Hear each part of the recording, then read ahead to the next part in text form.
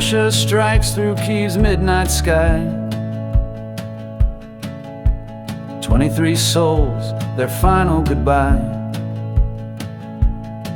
EU offices damaged in the blast. Putin's fury, the die is cast. From Minneapolis to Ukraine's pain, children's laughter silenced by the rain.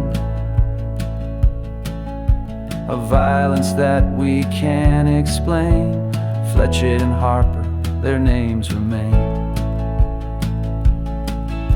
The world keeps turning, the news keeps breaking, hearts keep hurting, foundations shaking. From east to west, the stories unfold. Tonight's headlines, tomorrow's history told.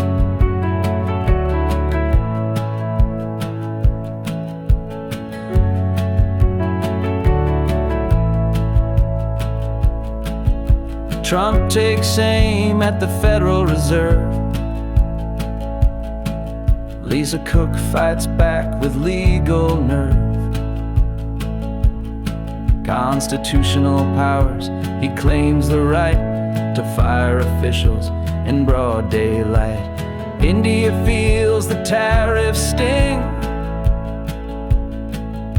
50%, what will it bring? Diplomatic ties stretched thin as trade wars begin again. The world keeps turning, the news keeps breaking, hearts keep hurting, foundations shaking. From east to west, the stories unfold. Tonight's headlines, tomorrow's history told.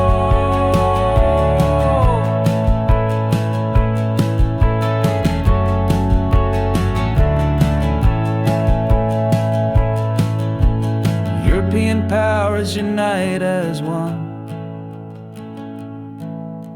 Iran sanctions, the deed is done.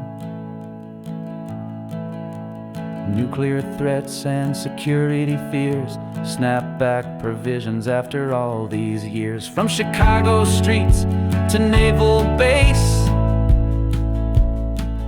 immigration plans pick up the pace. Homeland security takes their stand. Crackdown coming across the land. In courtrooms and in foreign lands, justice weighs with trembling hands. Tyre Nichols' case gets second chance, while nations perform their deadly dance. Tonight the world keeps spinning round, through silence and through urgent sound. These stories shape tomorrow's dawn until the next news cycle's drawn.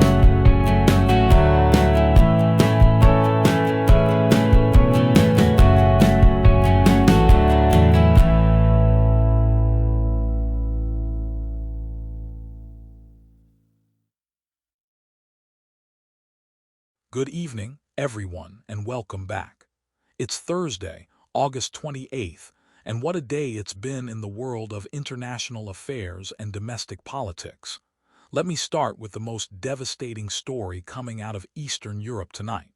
Russia launched what officials are calling its heaviest bombardment of Kyiv in weeks, killing at least 23 people, including 4 children. What makes this attack particularly significant is that it damaged the European Union's delegation offices in the Ukrainian capital. European leaders are absolutely furious about this development, with many seeing it as a direct provocation against EU institutions. The overnight attacks involved hypersonic missiles and drones, completely destroying residential blocks where families were sleeping. In the deadliest strike, a missile literally ripped through the middle of a low-rise apartment building, tearing lives apart in an instant. Moving to domestic politics, we're seeing President Trump escalate his confrontation with traditionally independent federal institutions. Fed Governor Lisa Cook is now suing the president after he attempted to fire her, accusing her of mortgage fraud and citing constitutional powers he claims allow him to dismiss Federal Reserve officials.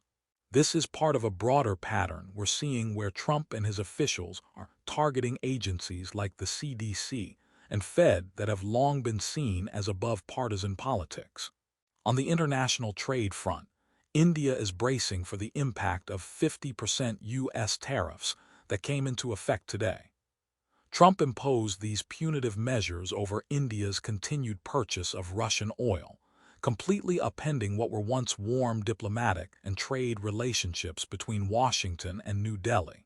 This move has sent shockwaves through both countries' business communities. Meanwhile, in a coordinated diplomatic move, the UK, France, and Germany have notified the UN Security Council that they're triggering snapback sanctions against Iran. They're citing Iran's nuclear program as a threat to international peace and security, with the process potentially restoring comprehensive sanctions within 30 days.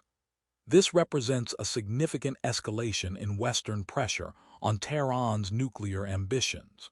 Back home, we're seeing major developments in immigration enforcement as the Trump administration announces plans for a massive crackdown in Chicago. The operation involves deploying hundreds of Homeland Security officers and using a naval base as a staging area for enforcement activities. And in a legal victory for press freedom, a federal judge has blocked Trump's firing of the Voice of America director, dealing a setback to Trump ally Kari Lake, who has been leading efforts to shutter federally funded news networks. These stories paint a picture of a world and a nation grappling with fundamental questions about power, sovereignty, and institutional independence. We'll continue following these developing stories tomorrow.